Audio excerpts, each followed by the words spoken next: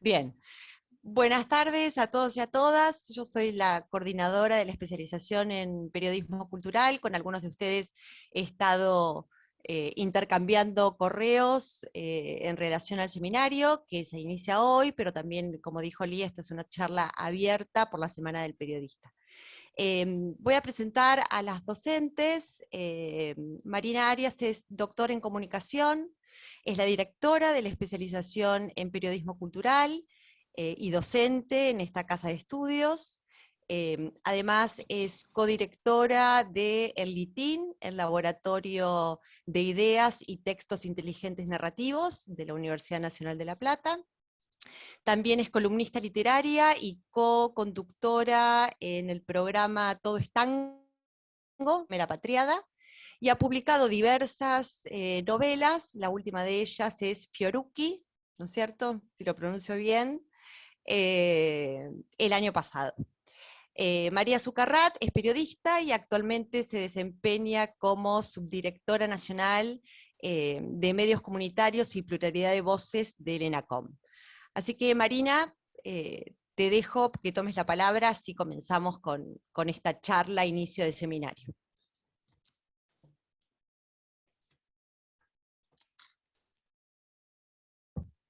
Ahí está, perdón, no me podía sacar el silenciamiento. Bueno, buenas tardes a todos y todas. Iniciamos este seminario de la especialización en periodismo cultural en el medio de esta pandemia espantosa, de la que empezamos a ver el horizonte gracias al plan de vacunación, pero que bueno, que nos tiene a todos así desde hace tiempo, y por eso le quiero agradecer el esfuerzo a todos y todas los profesores de la especialización que van a estar en este seminario participando en todas las clases a partir de hoy y durante 6 encuentros. En el día de hoy estoy con María Zucarrat, que es la docente de Introducción al Periodismo Cultural, pero bueno, la especialización tiene 4 talleres, 4 materias teóricas, tiene un TIF, un trabajo de integración final, bueno, y un montón de cosas interesantes. Estamos abriendo corte en agosto, así que las y los que estén interesados pueden escribirles al mail de la especialización, que lo encuentran en la página de la facultad. Pero bueno, la propuesta de este seminario, que se ha convertido en esta charla abierta y que tiene como subtítulo periodismo, habíamos dicho periodismo, cultura, academia, finalmente quedó en el flyer y academia, bueno, quedó así. Pero la idea era pensar un poco en torno a cuestiones que hacen a la escritura crítica, y en particular, yo por lo menos en esta primera parte de la clase quería centrarme en lo que venimos llamando hace tiempo la figura del escritor periodista. Además, este seminario lo estamos inaugurando una semana muy particular para todos y todas nosotros y nuestra comunidad académica, que es la Semana del Periodismo, como le decimos en nuestra facultad. Ustedes saben que esta semana tiene en realidad su origen en el Día del Periodista, el 7 de junio, que tiene que ver con la fundación, o mejor dicho, la salida a la calle del primer número de la Gaceta de Buenos Aires, de Mariano Moreno.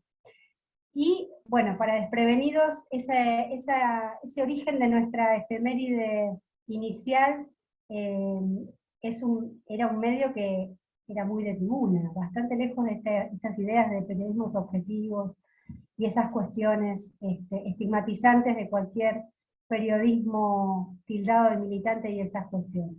Digo, como para también historizar un poco y poder pensar en esos términos para empezar a desandar ciertas operaciones ideológicas, ¿no? que de alguna manera han ido lavando y empiojando, por decirlo coloquialmente, muchas cuestiones que hacen a nuestro campo. Pero bueno, en nuestra comunidad académica y en nuestra casa de estudios, la Semana del Periodismo, en general, la figura a la que más homenajeamos, a la que más recordamos, es la de Rodolfo Walsh. Y yo quería iniciar este recorrido un poco por allí, porque Rodolfo Walsh es un escritor periodista. y cuando decimos escritor, periodista, nos estamos refiriendo a escritores de ficción, por decirlo rápidamente, que se formaron en el campo del periodismo, o periodistas que también produjeron territorios literarios, por decirlo desde las dos puntas, desde las dos entradas. Y Rodolfo Walsh es uno de los periodistas escritores que nos interesa seguir, que nos interesa pensar, leer, releer, para dar cuenta allí de qué cosa, digamos, por qué nos interesa esta figura de periodistas que también escribieron ficción. Bueno, en primer término, y cuando digo eso, no me voy a quedar solamente en Walsh, sino que tiene que ver, o si quieren, el recorte que hicimos de corpus para este seminario enlista a periodistas escritores y periodistas escritoras como Juana Manso, como Conti, como Briante, como Soriano, como Galeano, como María Moreno, como Leila Guerriero y hasta Eve Uart, en un recorte que por supuesto, como todo es un recorte arbitrario, es la foto que sacamos ahora para este seminario, no significa que sea el único recorte posible y que no se pueda seguir pensando, incluyendo y leyendo y dando otras producciones y otras figuras. Pero decía, ¿por qué nos interesan estos periodistas que escribieron ficción? Porque bueno, hace tiempo que estamos en la convicción de que hay sentidos que se traman en las ficciones que no se traman en otro tipo de discursos, o sea, en discursos no ficcionales. Si uno, por ejemplo, para volver a Walsh, toma el cuento Fotos del año 1965 de los oficios terrestres, allí uno puede encontrar la tensión entre la civilización, lo voy a decir así rápidamente, pero entre comillas, entre la civilización y la barbarie, o el civilizado y el bárbaro, está tramado de una manera súper significativa y donde uno puede encontrar contradicciones, pensamientos y asociaciones que quizás, o quizás no, no son tan fáciles de rastrear en textos no ficcionales. ¿Por qué? Porque las ficciones traman con la memoria inconsciente, y eso es algo en lo cual la ficción viene a decir cosas distintas de lo que dicen los discursos no ficcionales. No se trata de pensar en ficciones que solamente tengan que tematizar cuestiones históricas o conflictos sociales, sino de la ficción en general, porque la ficción está escrita, o bueno, estamos hablando de ficción escrita, ¿no? Pero por sujetos históricos que tienen marcas desde las condiciones materiales de existencia hasta la ideología, hasta una biografía, hasta un recorrido biográfico. Así que por eso es que nos interesan estas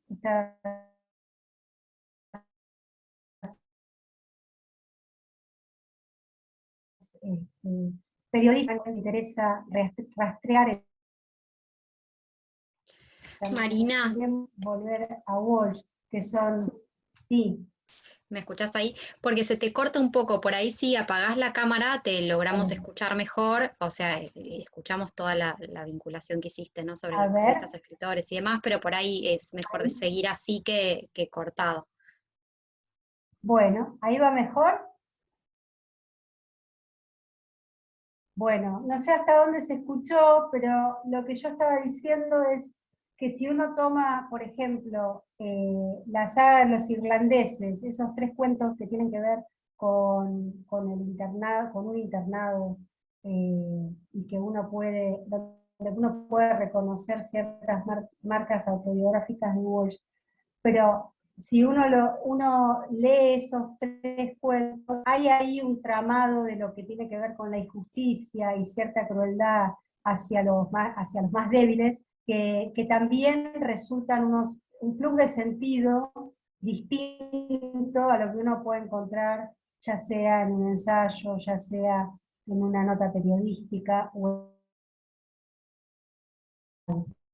a eso me refería, y en ese sentido hablaba de la importancia de los escritores, de los periodistas que han escrito ficción, que han creado territorios literarios. Y al mismo tiempo quería también dar cuenta, y en este sentido también pensaba en algo que María va a desarrollar después, que tiene que ver con las narrativas literarias y la historia, ¿no? ¿Qué cosas dicen las novelas que están, digamos, que dan cuenta de cuestiones históricas más allá de la historia, del relato histórico, por decirlo de alguna manera, llano y puro, por decirlo rápidamente.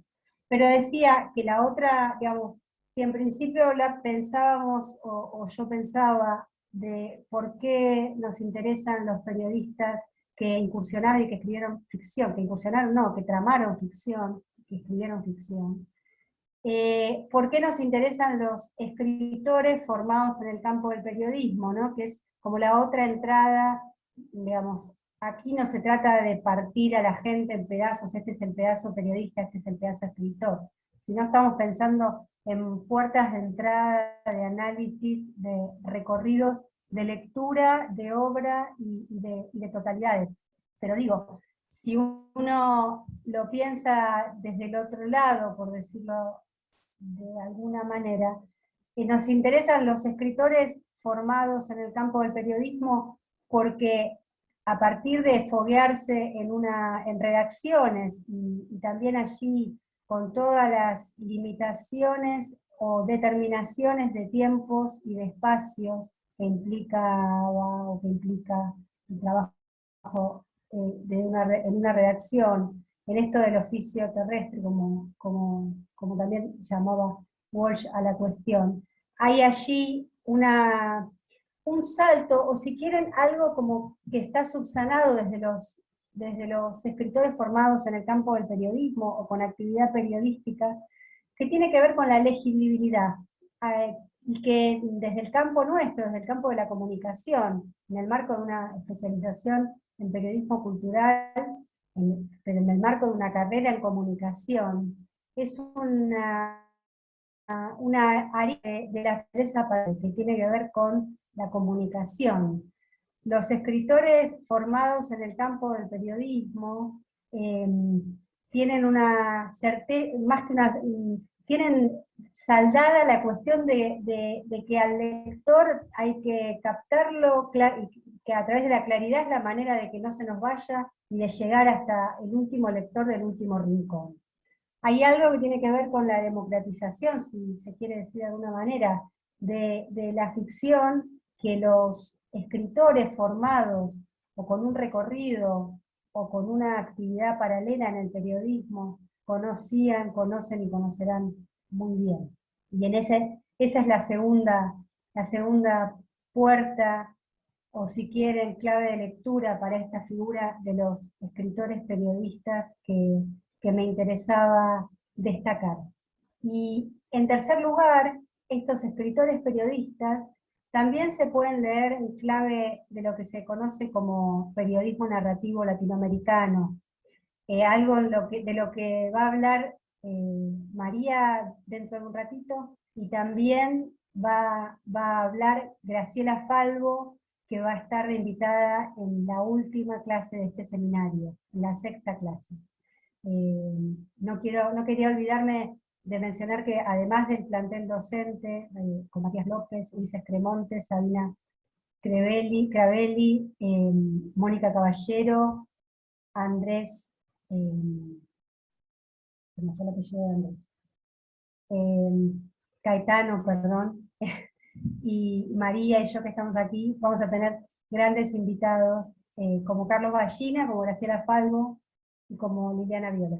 Así que, bueno, pero esto lo decía porque en la última de las clases de este seminario va a estar Graciela Falvo como invitada, y seguramente también va a abordar esta cuestión del periodismo narrativo latinoamericano, porque yo hace años le escuché a Graciela decir algo que siempre me quedó y que siempre seguí como investigando y pensando y analizando esta cuestión de lo particular de la tradición del periodismo narrativo latinoamericano, y volvemos otra vez a la figura de Walsh, y si muchas veces y en todos lados, casi que por lo menos en nuestro campo, se señala esto de que Walsh escribió 10 años antes que Capote escribiera Sangre Fría, Operación Masacre, y que por eso, bueno, el periodismo narrativo latinoamericano es anterior a la novela de no ficción o a la no ficción de Capote, por supuesto. Sin embargo, si uno pone un poco más ahí la lupa, hay algo de enfrentarse al Estado, de ver tramas sistémicas de poder en el periodismo narrativo latinoamericano, en la mejor tradición del periodismo narrativo latinoamericano, que no se encuentra tan ahí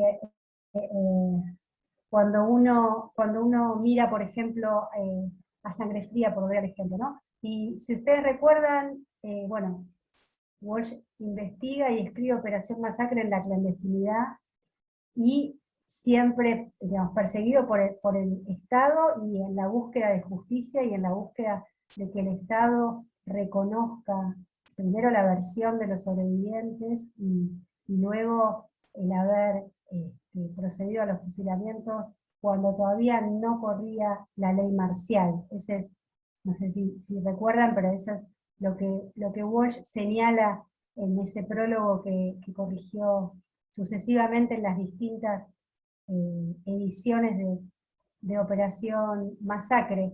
Y si toman a Sangre Fría, en la primera página, Capote le agradece al jefe de policía, ¿no? Y ahí es cuando podemos pensar en una tradición de periodismo narrativo latinoamericana distinta, pero no solamente por ser previa a la no ficción norteamericana, donde por supuesto se da cuenta de los marginales y marginados, pero muchas veces casi como cosas aisladas y no pensadas como una trama sistémica del poder, que es contra lo que quiso denunciar y contra lo que luchó Walsh, y que nunca logró que se hiciera justicia. Siempre en el prólogo señala que es de lo que más lamenta. Decía esto en relación bueno, al periodismo narrativo latinoamericano como una tercera clave de lectura, si quieren, o tamiz para pensar estas figuras de los periodistas escritores o de los periodistas que también escriben o escribieron ficción.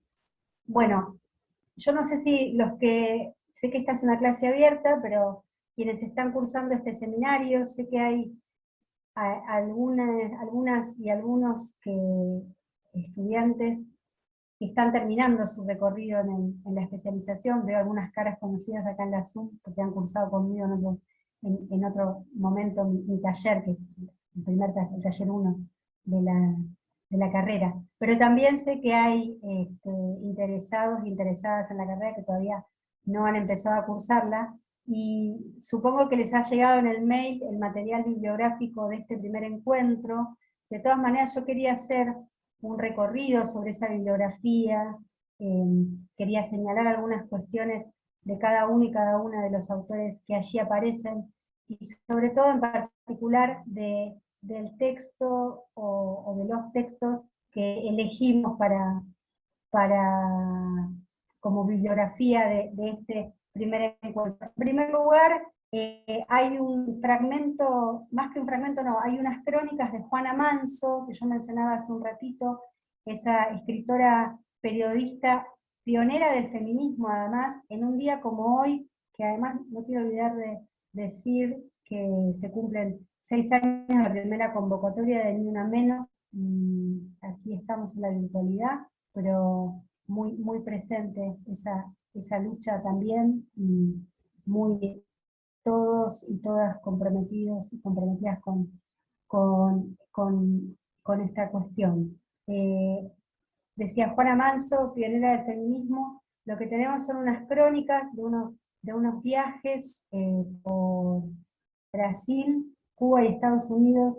Esas crónicas se publicaron, son unos textos súper menos, si no tuvieron oportunidad Por ahí, Marina, ¿me escuchás? porque además quizás los eligen para el ensayo. Marina, ¿me escuchás? Se te corta mucho ya la última parte. Bueno, estamos indagando en la recomendación de la lectura sobre las crónicas de Juana Manso, que es parte un poco de la historia de nuestro periodismo. También es interesante ahí recuperar la historia de las mujeres en la radio en la Argentina, las mujeres que hacían parte de la construcción radial en la ficción en la Argentina, que muchas veces articulaban la relación con el periodismo y la ficción, que es otro capítulo aparte, pero que sería interesante también indagar en términos del periodismo como oficio, ¿no? De la escritura en los múltiples lenguajes posibles. Pero si les parece, Marina, le damos la palabra a María, a ver si recuperás un poco la señal de internet, como para que María pueda conversar, abrimos el diálogo y vamos conversando en esa línea, porque se te corta mucho y es difícil como seguir la línea argumentativa. Dale, Lía, yo voy a ver si me puedo conectar desde el celular, a ver qué pasa. Dale, dale, dale. Y entonces le damos la palabra a María y seguimos dialogando. ¿Estamos? ¿Arranco? Bueno, buenas tardes a todas, a todes, a todos.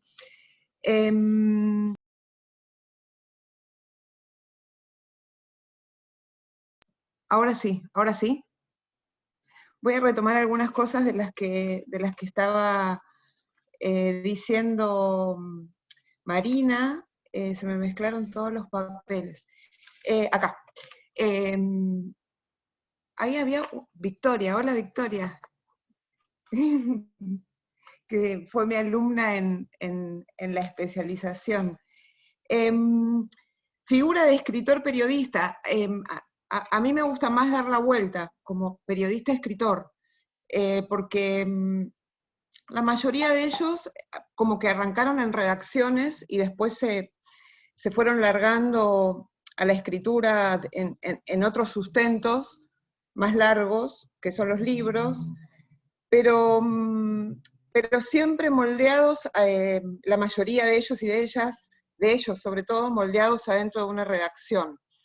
Como que me gustaría darle un toque de praxis a este seminario con el tema puntualmente de escritura, y sí vamos a trabajar un poquito el eje del cruce de narrativa e historia, y bueno, algún debate, pero básicamente yo quería contar la experiencia de Tiempo Argentino, que en su primera época, en su segunda en realidad, del 2010 al 2015, que fue un diario generalista del que tuve el honor de formar parte de la comisión fundadora. Y este diario, Tiempo Argentino, tenía una página de cultura diaria y un suplemento semanal de 8 páginas. Entonces, mi pequeño aporte a esta charla, a esta clase, tiene que ver con qué hacemos nosotros como escritores, venidos, muchos de nosotros y muchos otros no, desde la academia, cuando nos sentamos en una redacción y queremos trabajar el tema cultural, por ejemplo. En la redacción de Tiempo, a la reunión de editores, que era a las 2 de la tarde, subían todos los editores de las secciones: política, economía, sociedad, internacionales, policiales, cultura y espectáculo. Cultura subía todos los días a la reunión, porque para el diario Tiempo Argentino la cultura, esa doble página de cultura era como una joya adentro del diario. Un diario generalista, como dije antes, creo que lo dije, y tratábamos de hacer una cultura generalista también. Yo traje, busqué en mi Gmail archivo, y encontré dos mail de intercambio con la editora de Cultura, que en ese momento, y después siguió siéndolo, era Mónica López Ocón, y les quería leer, son unas poquitas líneas, perdón que lo lea, pero me parece que es muy fiel reproducirlo. Dice: estimados, entiendo que hoy tal persona está aquí, pero por las dudas haya cambiado su franco, les escribo a todos.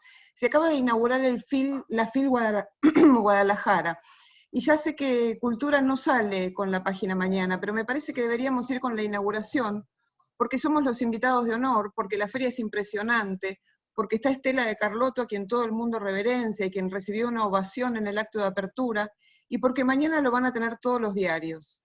También porque ningún funcionario de los que habló eludió el tema de los 43 estudiantes desaparecidos. Este mail, este correo es del 29 de noviembre del 2014. En fin, recién ahora puedo conectarme porque aquí el wifi se apaga y no he podido cambiar la plata mexicana. Es increíble, en un hotel 5 estrellas, es hermoso, queda lejos. Yo pensaba escribir unos 4000 caracteres, pero puedo hacer menos si no hay espacio. Bueno, mientras me voy a almorzar, espero que me contesten, etc. Este mail tiene varias cosas. Tiene una editora de Cultura absolutamente inmersa en la política internacional por el tema de los 43 estudiantes, que nos está avisando a nosotros que se está dando algo importante en ese encuentro, ¿sí? Y que nos lo va a transferir. Tiene una medida, que es 4000 caracteres. Victoria sabe, que fue mi alumna, que yo soy como muy pesada con el tema de las medidas, ¿sí? Porque nosotros nos preparamos para ser periodistas culturales, por ejemplo, o de cualquier otra sección del diario, y tenemos muchas ideas y muchas cosas, y después viene un jefe de diseño que te dice 2x48, y ahí tenés que meter tu título, ¿sí?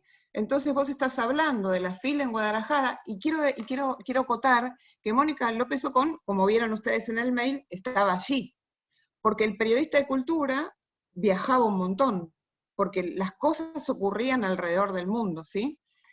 Y en un ratito vuelvo con periodista escritor, pero es para contar esta cuestión como íntima de adentro de un diario, de cómo se traduce el periodismo cultural, en este caso en viajes, en una medida, en 4000 caracteres, en un inconveniente, la falta de wifi, y en una mirada entrenada. Mónica López Ocón es una periodista que tiene muchos años y tiene un oficio impresionante, pero una mirada que posa sobre la figura de Estela de Carlotto y sobre la ovación que le hacen a ella, ¿sí? Y nos dice: ojo, que acá están pasando cosas, ¿sí?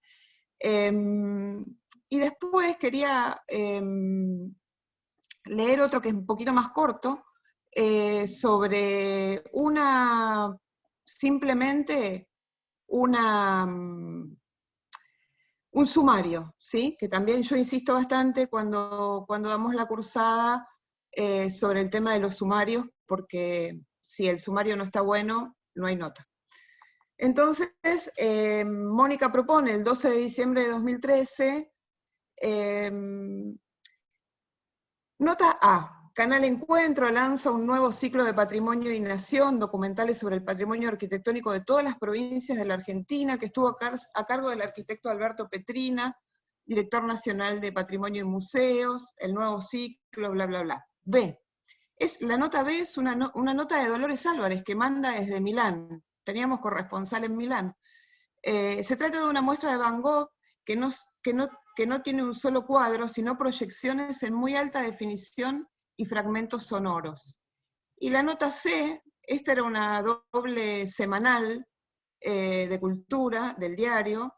La nota C es una fotoepígrafe, porque lo visual, aunque esté impreso en página de diario, que es bastante porosa y por ahí no se nota bien, no es una revista hermosa, sino un papel de diario, también nos tomábamos ese lujo de poner fotoepígrafes.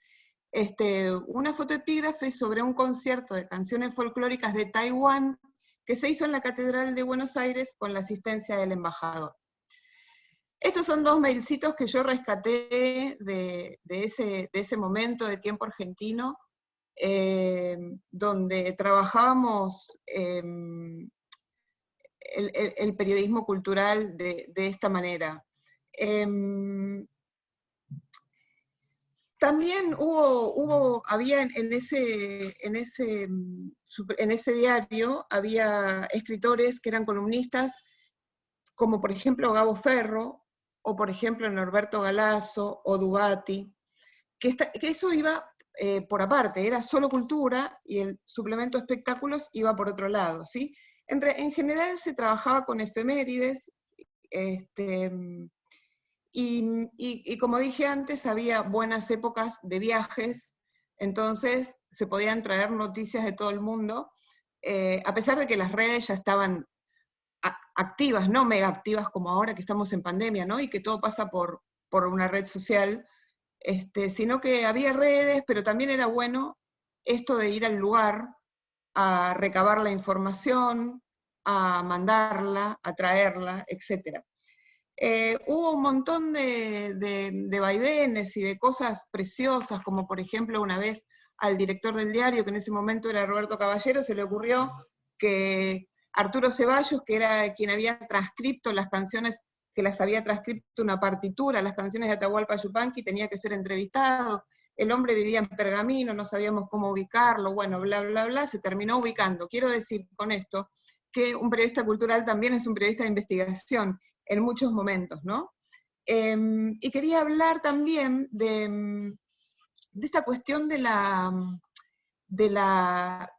medida, de la extensión, de cómo uno mete en caja, o mete en minutos de radio, o mete en minutos de televisión, una idea, ¿no? Porque pareciera que si bien, y más en estos momentos de pandemia, donde estamos hablando por aquí y no estamos con un marcador en la mano, dibujando el pizarrón y tratando de debatir con los alumnos y alumnas, compañeros y compañeras. La comunicación ha llegado a un punto como que es una apreciación absolutamente personal, pero parece bulímica, ¿no? Más nos informamos, vomitamos la información, porque es tanta la información que llega, que no sabemos ni cuándo es nunca, ni sabemos tampoco qué información es la realmente importante de la que no es importante. Entonces, yo recomiendo mucho el ejercicio de escritura y si escribimos a máquina, claro, escribimos en la compu, imprimir, ponernos medidas, trabajar rigurosamente con medidas, porque no todo es de goma, como ahora, ¿no? Que uno puede escribir 140 caracteres en un tweet, es cierto, pero también puede escribir 12 millones de caracteres en un Facebook o en un blog. Entonces, me parece que tomando el hilo de lo que decía Marina, esta figura del periodista escritor o del escritor periodista se acuña, se amasa, se moldea adentro de una redacción no solamente con extensiones, sino también con tiempos, porque esto que hablaba al principio, hace un ratín, era que nosotros arrancábamos a las 2 menos cuarto, 2 de la tarde la reunión de sumario, y a las 7 de la tarde arrancábamos la corrección de lo que surgió en ese momento, en ese día. Es cierto, un periodista cultural puede por ahí planificar la semana, ¿no?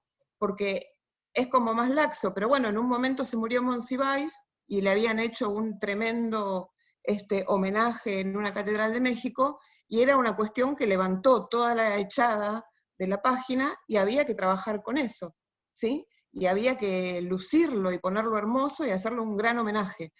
Entonces, no solamente laburamos con la extensión, sino que laburamos con los tiempos. Los tiempos son muy decisivos, por eso siempre les digo a mis alumnos que vayan laburando los trabajos finales, que tienen que presentar, los tips, porque después no hay tiempo, ¿no? El tiempo para nosotros es súper importante, es como si tuviéramos que llevar un escrito a un juzgado. El tiempo termina y la nota se entrega, y después tiene todo un proceso de corrección, de diagramación, de vuelta, de que lo revise el editor, etc. Quería señalar también, en esta parte como más práctica, que en este momento la revista que nosotros comenzamos a hacer después que Tiempo Argentino fue estafado, que los trabajadores de Tiempo Argentino fuimos estafados y sus dueños huyeron sin pagarnos, Tiempo Argentino devino en cooperativa. Bueno, un grupo de los fundadores salimos de la cooperativa y se armó Contraeditorial. Contraeditorial fue una revista de papel durante todos los 4 años de gestión macrista, y luego otra debacle económica impidió que siguiéramos saliendo en papel, y sale por web, ¿sí? Pero vuelve a papel, esta es la buena noticia, vuelve el papel, y con 8 páginas de un suplemento cultural que se llama Rubicón, que ya empezó a arrancar en la web. Acá está Flavio, no me deja mentir porque él lo arma. Y el primer Rubicón que se armó fue un Rubicón inspirado en un seminario que dio una de las maestrías de la facultad, y que dio Liliana Viola, y que tenía que ver con Alberto Migré, y así salió y nació el suplemento Curso Industria Nacional, y el segundo es Ciudades Escritas en el Cuerpo, que es muy hermoso narrativamente y es muy hermoso visualmente. Además, obviamente, la web nos permite ver mejor los colores que un papel, ¿no? Pero bueno, trataremos que los que vienen sean en un buen papel para que se pueda apreciar bien toda la cuestión fotográfica y visual. Respecto de lo que quería hablar un poquitín de lo que tiene que ver con escritores periodistas o con periodistas escritores, quería cruzarle otro binomio, ¿no? Que es narrativa de historia. Cómo nosotros trabajamos esas dos ideas, porque parece en principio que las ideas se chocan y se contradicen, ¿sí? Que lo que es narrado no es aceptado por el canon de la Academia Historiográfica. Sin embargo, la narración producto de la curiosidad de los periodistas, sobre todo de los culturales, terminan siendo extensas notas, 10 notas de 25.000 caracteres que se convierten en libros, ¿no? Y libros que son narrados, y libros que son de historia. Hay un montón de periodistas hoy, ¿no? Devenidos en escritores, que son hiper archi mega prolíficos. Por caso Hernán Brienza es uno de ellos, que tiene un montón de libros que tienen que ver con la historia, y que son libros en los que trabaja la narración. Entonces la idea es no diría oponer, sino juntar e ir y mandar por una misma vía, si se pudiera, este par periodista-escritor y este par narración-historia, ¿no? Porque las últimas experiencias nos dicen que que sí, los periodistas devienen en escritores, que quizás fueron escritores antes de ser periodistas, y la única manera de ganarse la vida que tuvieron fueron entrar a una redacción. Sin embargo, la redacción moldea, y termina dando escritores más fuertes, más precisos, que narran, y que en general narran historias que muchas veces no tienen que ver con la ficción, o en las que subyace apenas una no ficción, pero que trabajan la historia, nacional, internacional, etc.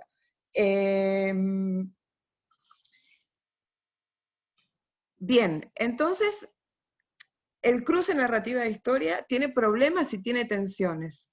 Hay un texto que se los puedo pasar después, que tiene una discusión entre dos autores que no vienen al caso, pero sí uno de ellos, Hayden White, que trabaja una propuesta a la que llama metahistórica, ¿sí?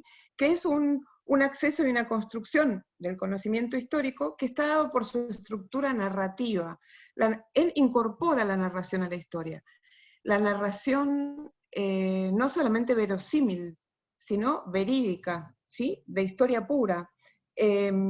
Y trabaja a la obra histórica como una estructura verbal en forma de discurso y prosa narrativa. Y hace una marca en la relación entre la narrativa y el conocimiento histórico.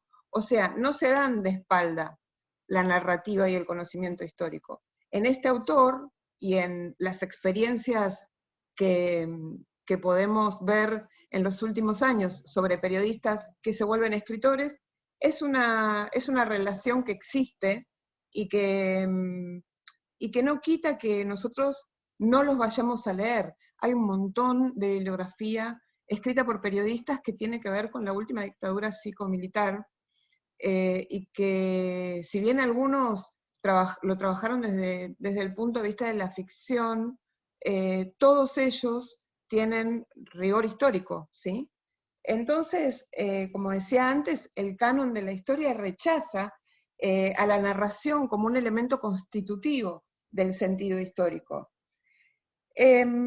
Por esto que dije antes, porque parecería ser la narración adentro de la historia como un matiz de verosimilitud, pero no de verdad, ¿sí? Como si narrar la historia nos impidiera contar los hechos tales y como ocurrieron.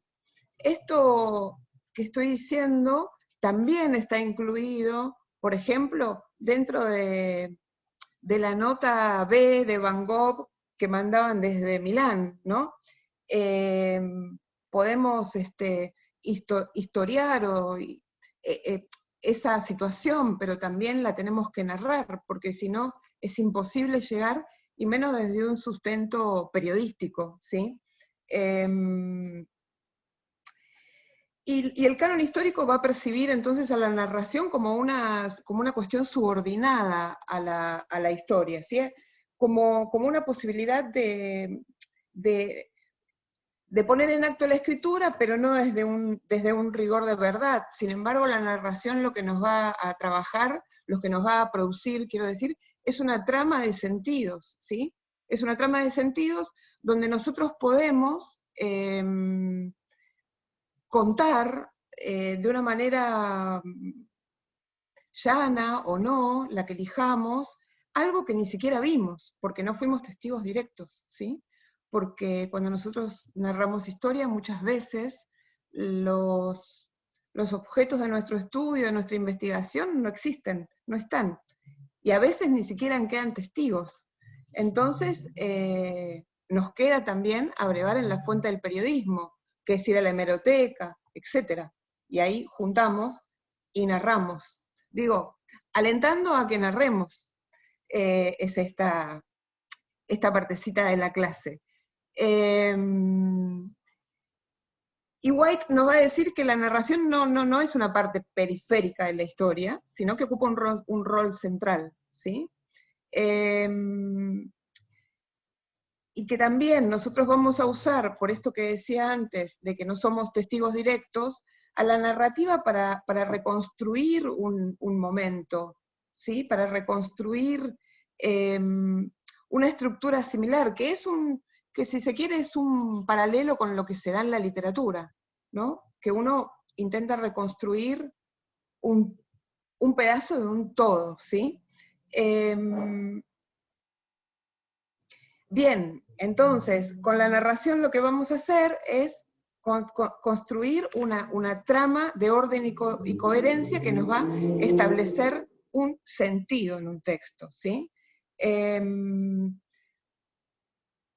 La narración entonces se va a imponer al relato, se va a imponer a nuestro relato, porque por más que nosotros querramos contar cualquier cosa, una nota, chiquita, grande, o un libro, ¿sí? Si no lo narramos, no va a tener un sentido. No sé, Marina, si querés seguir vos y yo te agarro después más tarde. A ver si se ¿Ya me estás escucha, bien? ¿me escuchan? ¿Me escuchan ahí?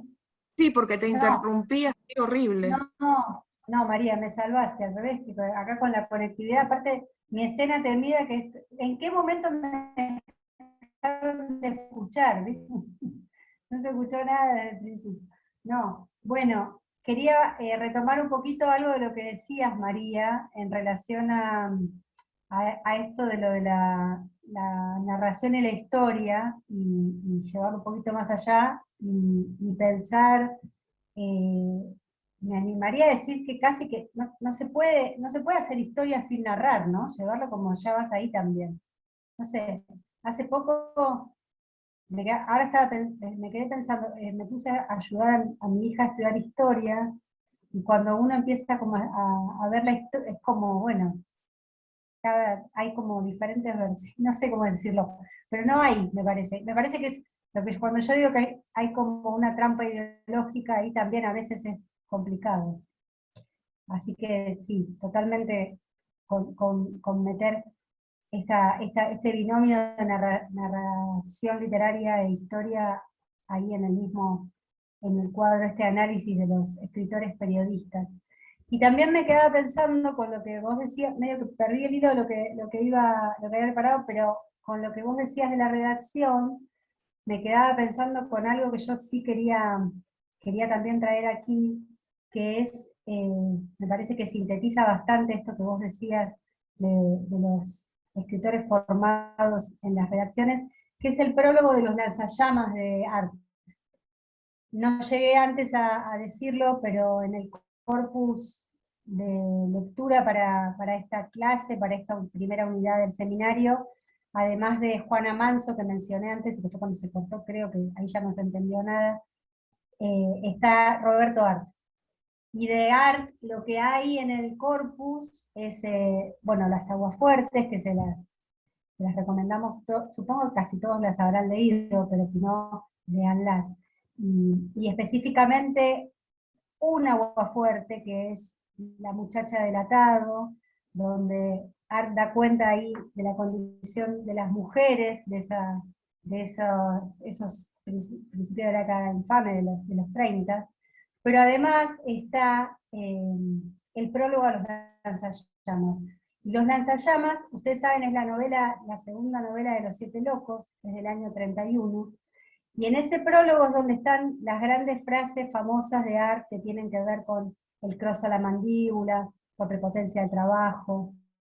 Pero además de esas casi como de remera, esas frases como de remera que están en ese texto, hay toda una reflexión de Art. Yo lo tengo acá subrayado porque no quería faltar, digamos, equivocar ni una coma, pero es donde él señala esto de que tenía que, porque vos decías, bueno, se tuvieron que trabajar de periodistas para poder sobrevivir. Y algo de esto, y eso ha formado escritores que como, esperen que me voy a sacar la cámara porque me dice inestable. Ahora a ver si se me escucha. Cualquier cosa me hacen con la cabeza. Decía que en ese prólogo Art señala esto mismo que decía María en relación a, bueno, haberse formado en una redacción, y yo lo decía en términos de legibilidad, vos lo dijiste más lindo, María, y ahora no me acuerdo, pero dijiste algo en relación a a la escritura simple, no sé si dijiste clara, simple o algo así, que me gustó mucho, pero lo que dice en el prólogo es eso, ¿no?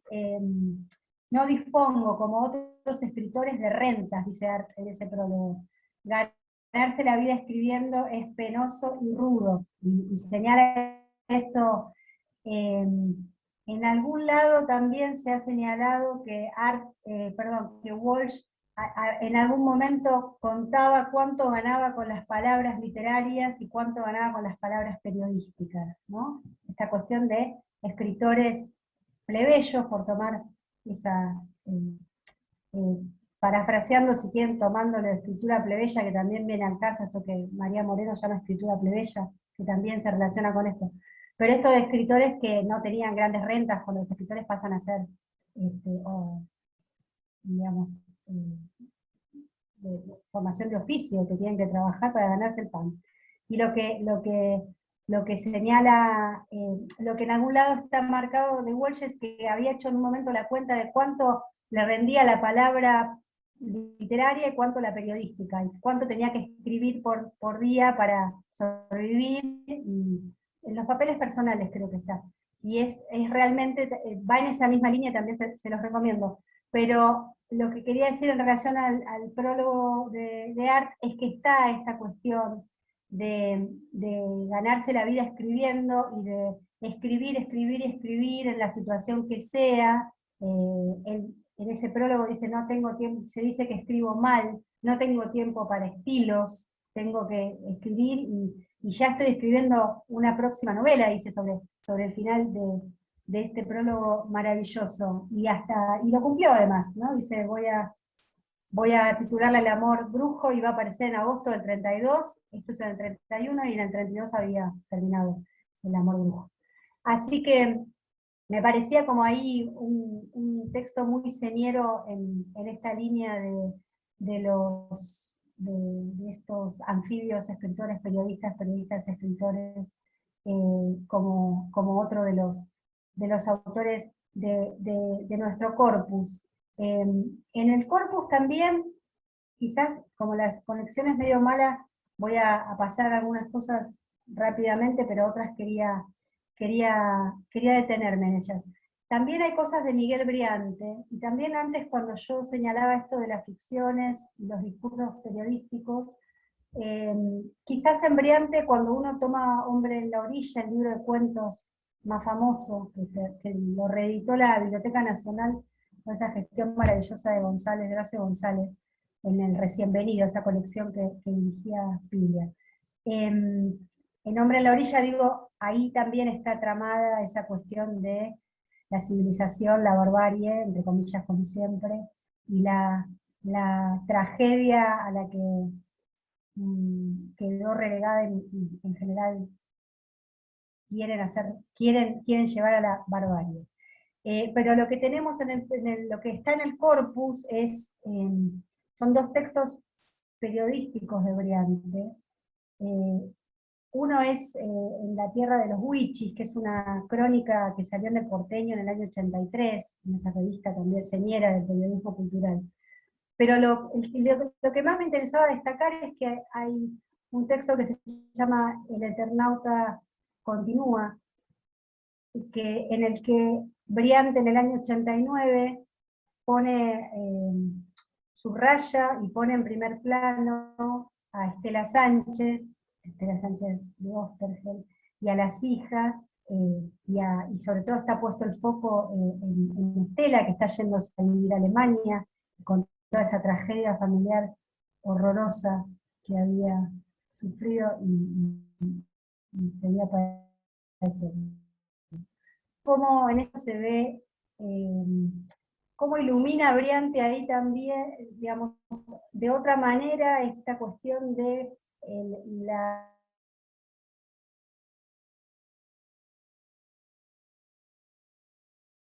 que venía de una familia más popular.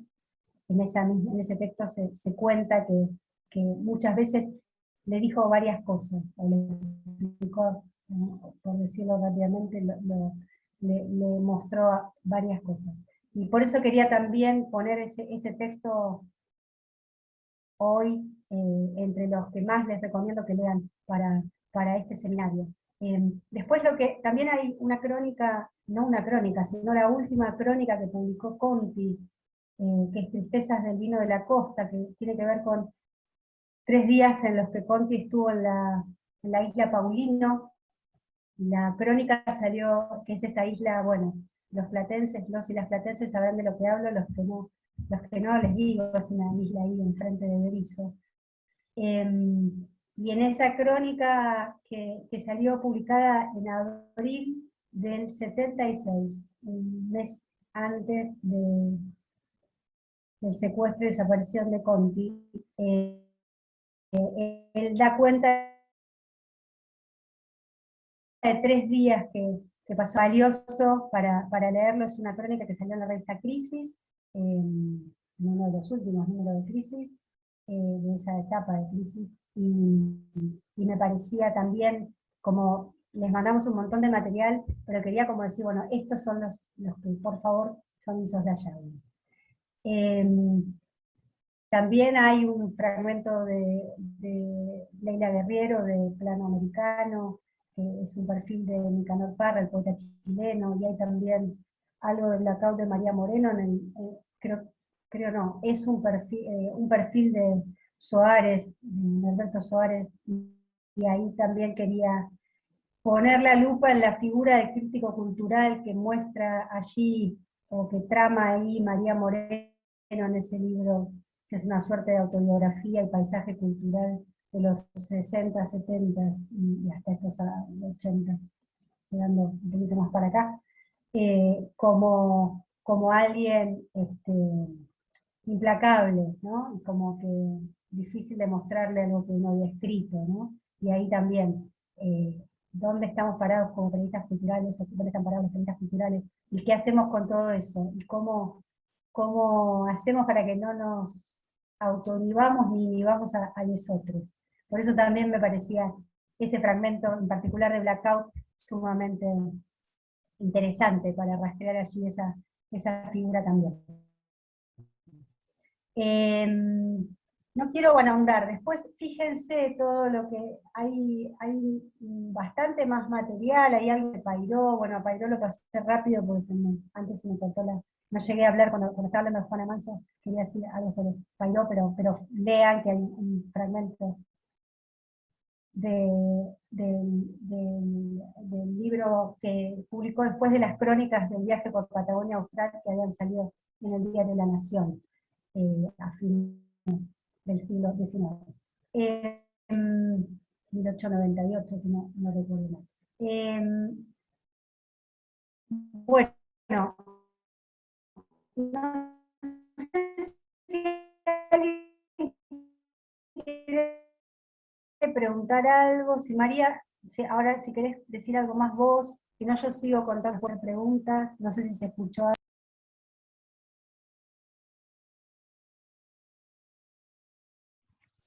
Por ahí, María, si querés comentar y abrimos a preguntas. Marina, tenés la conexión súper inestable, pero se escuchó, digamos, o sea, se escuchó las recomendaciones y un poco eso estuvo presente. Si querés por ahí puedes escribirlo en el chat también, como para las lecturas de la bibliografía. Pero no sé, María, si querés comentar algo, si no abrimos hacia ahí preguntas. Sí, quería comentar dos cositas más chiquitas. Como para cerrar lo de el par escritor, periodista y narración historia, quería mencionar entonces que la trama histórica no depende solamente del punto de vista del que investiga, sino también de la forma verbal que elige, y esa forma verbal puede ser narrativa o puede ser poética también, estética, y que eso es lo que nos va a construir el relato que nosotros estamos ofreciendo. Y en este sentido, lo que quería mostrar, que no sé si se va a ver, pero bueno, acá está. Este es el primer Tiempo Argentino que salió, y en su tapa, acá chiquitito, está cultura. Porque cuando uno piensa en un formato, en un sustento, piensa como así, algo así como los pies en la tierra y la cabeza en el cielo, ¿no? Entonces, da rienda suelta a lo que uno quisiera plasmar para que sus lectores disfruten. Bueno, en este caso se les ocurrió a los directores, a Roberto Caballero y a Gustavo Cirelli, tener como tira al Eternauta. Y Tiempo Argentino saca la caricatura o la historieta del Eternauta como tira, como en Clarín era el negro blanco, no sé cuáles iban acá arriba. Y bueno, y la primera doble de cultura entonces es, otro día les pido pantalla y lo escaneo y va a ser más lindo, pero es El Eternauta está de regreso, y es una nota de Elvio Gandolfo, ¿sí? Que habla sobre el Eternauta, y en la otra página, en la página impar, que es la página más linda del diario, es una entrevista a Solano López, que es el dibujante, que hace Ivana Romero, una de las periodistas que integraba el staff de Cultura, ¿no? Entonces, ver que este relato, este es como mostrarles el Eternauta puesto en papel de diario, y no en el libro que conocemos. Esto significa que uno puede narrar la historia de muchas maneras, de una forma, en el formato que se quiera, pero también en un formato estético como una tira de historietas, una caricatura, no sé, y que tiene una narración de prosa que es, como decía antes, es narrativa, pero también es estética y es poética, ¿no? Y fue factible. Bueno, se habló con Elsa Westergel, con los nietos, hubo toda una negociación, pero ellos fueron generosos porque entendieron que era un hermoso momento para reeditar este trabajo, y entendieron también que iba a tener una masividad interesante. Entonces, muchos de nuestros lectores nos decían por las cartas, por los correos, nos mandaban mail diciendo que realmente estaban súper enganchados.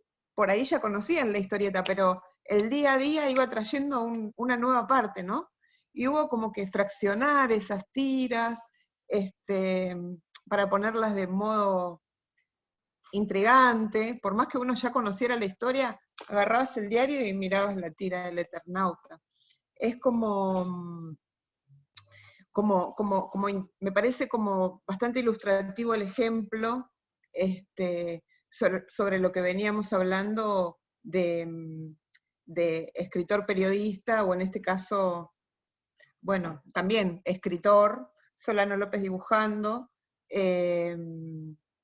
y la narrativa y la historia, ¿no? Una manera de narrar una historia durísima, una historia terrible y horrible, de una manera estética interesante.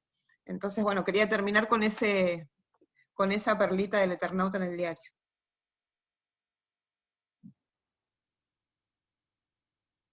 No sé si alguien tiene alguna pregunta, comentario, puede ser una reflexión, no necesariamente tiene que ser una pregunta para compartir.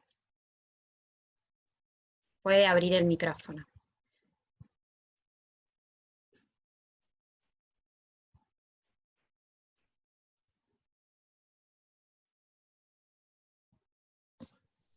Sí, yo quiero hacer una pregunta por ahí, que me surge en función de escucharlas hablar.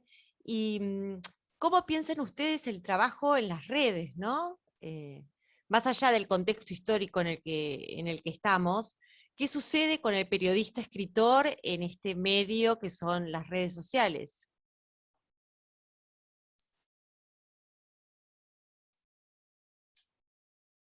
Yo creo que es un punto de vista obviamente personal, pero yo creo que cuando un día TN le dijo a la gente que que filmara las bolas de hielo que caían en sus barrios porque había tormenta de granizo, y la gente se creyó que era un cronista en su barrio, empezó el principio del fin. O sea, pienso que las redes son súper interesantes y súper valiosas, pero no todos y todas quienes escriben en las redes son periodistas, ni comunicadores, ni nada que se le parezca. Entonces, nada, me parece que ahí hay que diferenciar la paja del trigo, porque los compañeros y compañeras que estamos acá en esta charla, estamos súper formados para dar una descripción, una narración o un punto de vista estético de la realidad, ¿sí? Con 102.000 millones de lecturas que hacen que uno pueda rescatar con veracidad y verosimilitud las cosas, y no la torre de Babel que es ahora. Por lo menos mi punto de vista es que todo el mundo se cree un cronista, todo el mundo se cree un comunicador, todo el mundo se cree un periodista, y me parece que eso no nos hace bien a nosotros, que nos ocupamos de esto.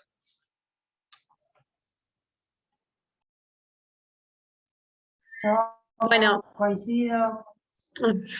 ¿Puedo contestar yo?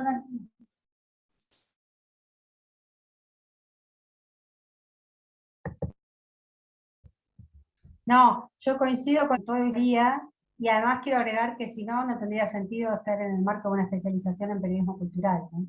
Que uno se escucha, no se escucha nada. Sí, sí, Marina, sí. perfecto, sí. Ah, ¿se escucha? No, digo, que uno considere que el periodismo cultural rebalsa la instancia de los suplementos o las secciones, que tiene que ver también con prácticas, y que tiene que ver con un rastreo de las costumbres y de los modos de hacer.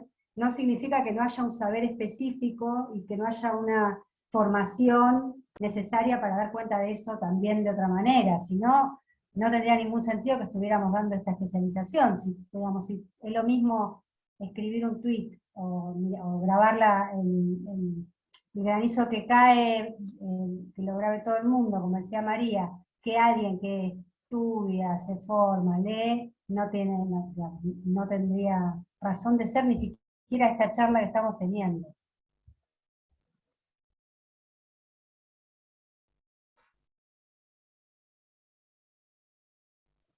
Una compañera iba a preguntar algo, no sé si querés preguntar. Ahí, Victoria. Sí, hola. No, más que preguntar, agradecer. La verdad que estoy con COVID, pero cuando vi que iba a estar Marina y María, no me las quise perder porque además de re grosas, son muy generosas en cuanto a los textos y todas estas cosas que nos pueden complementar en esto. Así que les quería agradecer. Y la pregunta también era por ahí, por el lado de las redes. Entendemos que estamos para otra cosa, por eso estamos acá, pero no deja de inquietar este tema de dónde está la comunicación o lo de siempre, ¿no? ¿Quién lee y qué lee? Bueno, nada, es un poco esa inquietud que también la comparto. Y bueno, gracias. Nada más. Gracias, Victoria. Bueno, me meto un poco en el debate, ya que estoy. A mí me interesa pensar, en función de todo lo que ustedes fueron dialogando y exponiendo en esta tríada del periodismo, la cultura y la academia, ¿cuál es el objetivo del periodismo cultural? Yo no sé si es tanto una discusión en torno al formato, redes sí, redes no, medio gráfico sí, medio gráfico no, sino dar cuenta de cuál es el sentido de la relación entre el periodismo y la cultura. Me parece que el periodismo tiene ese oficio, esa necesidad y esa responsabilidad de narrar el campo cultural como parte también del campo de construcción política, es decir, la cultura es el lugar donde se generan y se construyen los imaginarios, se generan y se construyen los sentidos, las sensibilidades, y una multiplicidad de cosas que tienen que ver con el campo de lo estético, que María un poco trabajó sobre eso, y no solamente con la articulación de lo informativo, que quizás en esos cronistas de TN aparece esa articulación, ¿no? El periodismo como información, que es algo que es necesario desandar en el camino sobre el periodismo cultural, porque ser un periodista cultural o una periodista cultural no implica solamente dar información, contar de qué se trata la obra, de qué se trata la película, de qué se trata el libro que estamos leyendo, ni en qué año se escribió, sino que tiene que ver con poder potenciar la mirada sobre ese sentido de la narrativa, tratar de comprender ese objeto cultural en el marco de las condiciones socioculturales, históricas y políticas. Me parece que la pregunta es interesante para hacerse desde ese lugar, es decir, bueno, ¿cuál es la función del periodismo cultural hoy y cómo se articula esa relación entre el periodista desde el oficio? Y ahí también sumo otra pregunta a esta primera pregunta de cuál es el objetivo, cuál es el sentido, cuál es el norte, que tiene que ver con el lugar de los géneros. Me parece que el periodismo cultural puede darse en la crónica, puede darse en una entrevista, puede darse en una nota editorial, puede darse en una nota de opinión, digamos, pero hay un montón de géneros que tienen que ver con la configuración de un campo y que no siempre son tan sencillos de ser encasillados en una sección u otra del diario. Esto que decía María con la síntesis de este mail que le llegó, digamos, ¿no? Hay mucha cosa del periodismo y la cultura que aparece en otras secciones de los diarios, así como hay un montón de configuraciones de la política que pueden aparecer en crónicas narrativas o críticas sobre las obras. Es lo que hacía Walsh, que Marina lo trae muy bien, en relación a la exposición. Cuando escribe Operación Masacre, lo que propone es problematizar el lugar del periodismo, pero también propone problematizar el lugar de la escritura. Entonces también ahí, retomando la idea del periodista escritor, reconfigurar esto de, bueno, ¿qué es la escritura? ¿Cuál es el modo de la escritura de la cultura? ¿De qué manera hoy escribimos la cultura en los distintos medios, con los distintos lenguajes que tenemos dando vuelta en nuestra cotidianidad? Esas son preguntas que me aparecen en función de escucharlas, tanto a Marina como a María, que obviamente les agradecemos y que nos generen todas estas reflexiones, ¿no? O preguntas abiertas en torno a una actividad que tiene que ver para mí en lo personal mucho más con la posibilidad de transformar imaginarios que incluso muchos analistas o periodismo denominado político. Me parece que el periodismo cultural tiene mucho que preponerse, preguntarse allí, y Walsh, Enriqueta Muñiz, Juana Manso, la misma Alfonsina Storni, Ana Basualdo, digo, hay un montón de protagonistas de ese periodismo cultural que nos han enseñado eso, y que me parece que eso es un poco lo que tenemos que recuperar, digamos, en esta relación entre el periodismo, la academia y la cultura. No sé, María o Marina, si quieren, hice un montón de preguntas, pero porque me dispararon un montón de esas reflexiones en torno a pensar, bueno, cómo definimos al periodismo cultural en un escenario que es complejo, que no es sencillo y que tiene un montón de aristas para pensar, ¿no? Yo no sé, ¿se me escucha? Háganme con la cabeza. No, Lía, totalmente. Bueno, a ver, yo te voy a contestar esto. A mí me parece, como todo, a ver, si hay una función, me parece que tiene que ver con lo mismo que dije antes, ¿no? Los sujetos somos sujetos que hacemos muchas cosas, y por lo menos desde mi punto de vista, trabajamos para que el mundo sea un poquito mejor. Y en ese sentido me parece que el periodismo cultural tiene que abrir esto, digamos, desandar, destramar la maraña que hace a los imaginarios y que hace a un montón de subjetividad colonizada, y por eso también cuando yo digo en la ficción aparecen otros sentidos. Bueno, antes lo decía desde el punto de vista de los productores de ficción, de los escritores, pero también hay que desarrollar una mirada crítica de la ficción, saber que cuando uno está mirando una ficción, lo digo mirando porque en general ahora pasa mucho más con lo audiovisual, hay un montón de sentidos que están pasando, por decirlo, es difícil, metáforas mecanicistas, ¿no? Pero no me gusta, pero digamos, están tramados ahí un montón de sentidos sobre el poder, sobre el funcionamiento de la sociedad, sobre qué es un sujeto, sobre, bueno, un montón de cuestiones que me parece que una de las tareas del periodista cultural es desandar eso, poner en evidencia esas construcciones ideológicas. Así que ahí también hay una función, si lo decimos en esos términos. Yo, bueno, vuelvo a lo mismo, esa es mi mirada, yo creo que tenemos que trabajar para un mundo mejor, y en el caso nuestro, que somos trabajadores intelectuales, tenemos que trabajar para, simbólicamente, por lo menos desde lo simbólico, digamos, que se pueda ayudar a construir una realidad mejor, desandando ciertas naturalizaciones y ciertas enquistaciones de la, no quiero decir dominación para que, bueno, pero es eso. Quería agregar yo que hay una compañera que escribió en el chat, justo que lo estaba pensando, lo escribió sobre el tema de la cultura popular, porque la vez pasada hubo un encuentro sobre los 45 años de 45, 44, bueno, no importa, de la primera ronda, de la primera marcha de las madres, y se hizo una especie de festival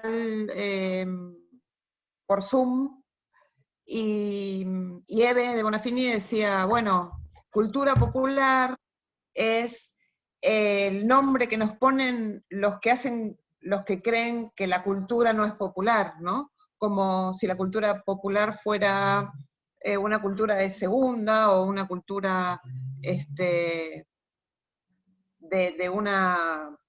de un prestigio menor que la cultura en general. Y ella decía, cultura es esto, que el resto se haga cargo de lo que es una cultura popular. Y justo la compañera decía, modos de construir en el chat una cultura popular con las patas en el barro. Y en muchos sentidos podemos como enroscarnos en grandes textos que tengan, o en textos que tengan que ver con grandes cuestiones culturales, y que sean muy finitas, pero en lo personal pienso que cultura es, o periodismo cultural es llevar a lo largo y a lo ancho del país lo de lo largo y lo ancho del país, y de lo largo y lo ancho del mundo, en un idioma sencillo que se comprenda, porque si no terminamos siendo unos nichos de cuestiones que no abrimos, ¿no? Entonces, que la cultura pueda ser ofrecida por nosotros, que somos quienes estudiamos para ofrecerla, y pueda ser desplegada en otros territorios donde no se ocupan de esto, me parece que es la misión, ¿no? del periodista cultural o del otro. Y respecto de lo que decía Lía, sí, obviamente, no tan obviamente, sí, absolutamente la cultura, el periodismo cultural es un periodismo político, en el fondo y en la superficie, ¿no? Porque trabajamos de esa manera. Eso es en resumen lo que quería decir, ¿no? La división esta que hay ahora sobre lo que es cultura popular de lo que es una cultura más, más selecta, y que me parece que nuestra función, la de todos nosotros, es llevar la cultura a donde más lejos la podamos llevar de la manera más clara posible, sea a través de las redes, sea a través del papel, sea a través del aire o de la televisión, pero de una manera completa. Y nosotros somos los que sabemos hacerlo, porque para eso estudiamos, para eso nos formamos, para eso leímos, y me parece que está en nuestras manos. Eso nomás.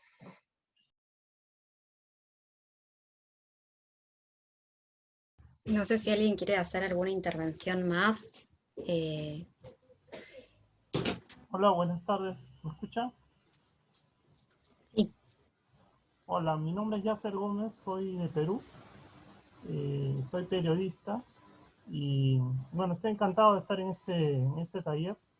Yo soy un admirador de Rodolfo Walsh y de Roberto Arlt, a quien lo descubrí hace unos años cuando estuve en Buenos Aires, de las varias veces que he ido, lo encontré en una librería en la calle Corrientes.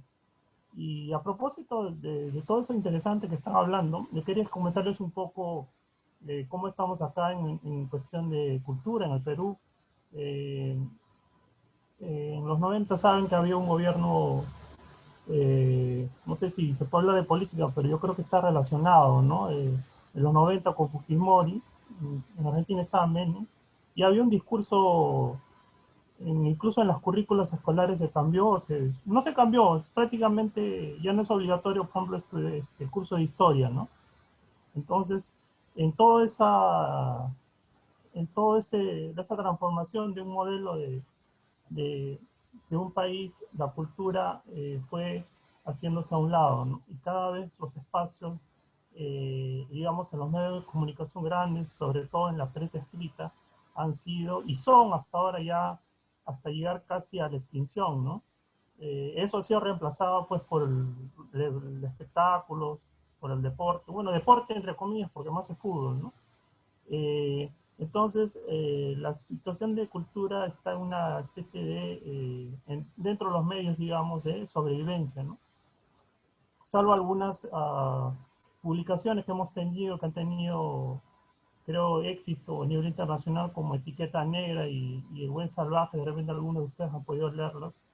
Eh, en el caso de la prensa escrita, bueno, yo he sido editor del Diario 1 hasta hace un mes. Bueno, también escribo en temas de cultura que me encantan. Como se dice, ¿no? En cultura también tú tienes que investigar, ¿no? O sea, no es que es la notita o el texto que tiene que ir. Lamentablemente a veces eso pasa pues a un lado del periódico, ¿no? Entonces, en ese caso, yo he conocido la experiencia en Argentina de la producción que hay de libros, de revistas, incluso de organizaciones sociales, y me interesa mucho este taller, ¿no? Por eso me interesó mucho este taller, por esa resistencia cultural que hay, digamos, donde están ustedes, ¿no? Y bueno, en ese aspecto quería preguntarle a las colegas, a las expositoras, qué piensan, pero por lo que yo veo ya no se ha reducido, digamos, este espacio, o tanto como así ha sido el tema de la cultura, ¿no? Porque yo imagino que no solo en el Perú, no tengo exacto, digamos, el panorama en otros países, pero en casos como el Perú se ha reducido todo prácticamente, en algunos casos ya, eh, porque tampoco lo valoran, ¿no? Y como la cultura también es una manera de hacerle pensar a la gente, de tener gente más crítica, entonces creo que también por ese camino van, ¿no? De tener a un lado este tema tan importante, ¿no? Que siempre se relaciona, pues, aunque no lo quieran, con la historia, con la política, con la vida de las personas, ¿no? Entonces... Quería aportar una cosita, que yo trabajé en el comercio de Lima muchos años, 4 años, y Julio Villanueva Chan, que fue el fundador de Etiqueta Negra, era un cronista, había entrado como cronista, yo no era cronista, era redactora, y él era cronista, y bueno, hizo unas primeras notas, hizo una nota en el diario que era sobre un convento de clausura, a unas monjitas que obviamente no le hablaron porque tenían voto de silencio, pero él describió, narró cómo se vivía dentro del convento, y en ese momento que leí esa nota yo supe que él un día iba a hacer Etiqueta Negra, porque la pluma de Julio es exquisita, es exquisita. Julio tiene un don para escribir, y realmente se formó en una redacción. Así que viene buenísimo para cerrar el concepto, esto que trae el compañero, porque se formó en la redacción del Comercio de Lima, que es uno de los diarios como más, es el diario más prestigioso que había en ese momento en Perú. No sé si ahora habrá otro, porque hace mucho que no voy, pero sí era el diario, un diario estricto en cuanto a lo que hablaba yo al principio de medidas y tiempos. Y bueno, Julio aprendió ahí. Él traía su don de escritura, pero ahí moldeó tiempo y moldeó extensión, y pudo afinar y darle mucha esencia porque tenía poco espacio. Bueno, después el tiempo lo hizo ser el fundador de Etiqueta Negra. Sí, y Esa precisamente, nota de color, perdón. sí, y precisamente el comercio es uno de los pocos, digamos, diarios, o bueno, ellos tienen también otras publicaciones que todavía mantienen esos espacios, ¿no? Claro, ellos también, digamos, la extensión de su, de su diseño todavía le dan importancia, ¿no? Entonces unos pocos espacios que es el comercio. Y bueno, y Julio Villanueva, pues lamentablemente, pues la revista ya no sale, ¿no? Pero eh,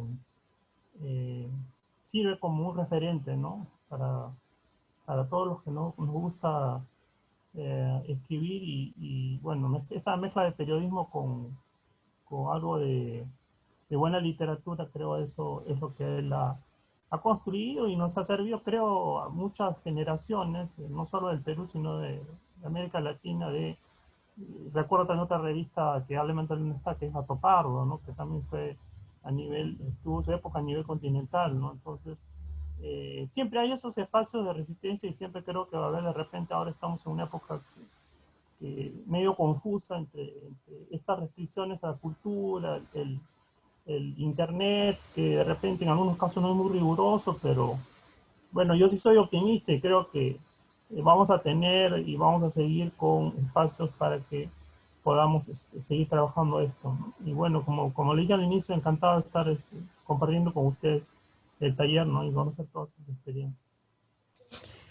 Gracias, Yasser. Ahí, bueno, ya estamos promediando la hora y media. No sé si queda alguna pregunta más. Por supuesto que toda América Latina tiene sus referencias en el campo de la cultura, desde Mariátegui en Perú hasta Elena Tlatelolco en México. Digo, hay periodistas culturales que articulan incluso la relación entre poética, ficción, escritura periodística, verdad, etcétera, que me parece que seguramente surgirán en este seminario. Si alguien tiene una pregunta más, le dejamos la pregunta. Sí me interesa pensar lo que también para que quede como línea de trabajo para retomar, esto de la cultura popular, en realidad en términos de la cultura como campo de tensión permanente, donde no hay una sola posibilidad de definición, digamos, y la cultura en algún punto siempre nace popular, y se genera en tensión en virtud de cómo se construyen las distintas sociedades, ¿no? Pensaba en el cine y cómo el cine hoy es un objeto de cultura entramado en lo que efectivamente se conoce como lo oculto en algún punto, y el cine empieza siendo devastado por las grandes culturas. Y lo mismo en la academia, digo, pienso en Benjamin y cómo no formó parte de la academia, de ninguna academia, y hoy es leído en toda la academia como el gran académico, ¿no? En los radioteatros y cómo se configuran hoy como un ícono de la cultura y en su momento eran considerados parte del pueblo, digamos. Entonces me parece que eso es interesante también para pensar en relación a cómo se configura una trama de la cultura que siempre está en tensión y que efectivamente lo popular es un campo de disputa que es interesante dar desde las distintas narrativas en el periodismo cultural, ¿no? Si alguien quiere hacer alguna pregunta más, porque yo si no sigo hablando, pero si alguien quiere hacer una pregunta más a María o a Marina, si no le damos la palabra a ellas para cerrar y vamos cerrando.